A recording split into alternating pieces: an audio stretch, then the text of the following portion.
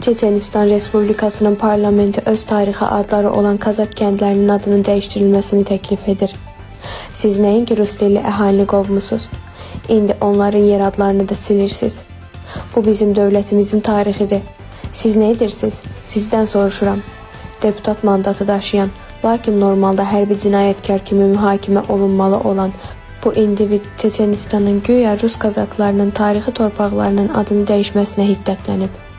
Lakin Rusiyanın nəinki öz ərazisində, o cümlədən Krım başda olmaqla işğal etdiyi digər ərazilərdə yerli xalqların tarixi yer adlarını dəyişməsini, onları öz doğma dilindən, mədəniyyətindən məhrum etməsini təbii ki, bu cür generallar görmürlər. Çeçenistana başçılıq edən Ramzan Kadyrov əlbəttə ki, öz vəzifəsindən və hətta bütün Rusiya müsəlmanlarının lideri olmaq iddiasından irəli gələrək Şamonovun bu çıxışını cavabsız qoya bilməzdi.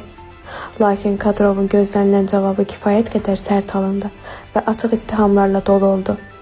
İndi Çeçenistan Respublikası Şeykovskaya və Naurskaya adlarını dəyişdirməyə başlayanda Ədlaf Şamonov səsini ucaltdı. O törətdiyi cinayətlərə görə hərbi məhkəməyə verilməlidir. O Çeçen xalqına qarşı ən qəddar general olub. Bu həyasızcasına yalan və bu torpaqlarda yaşayan insanlara qarşı təhqirdir. Daha ətraflı məlumatı aspolitika.info saytından əldə edə bilərsiniz.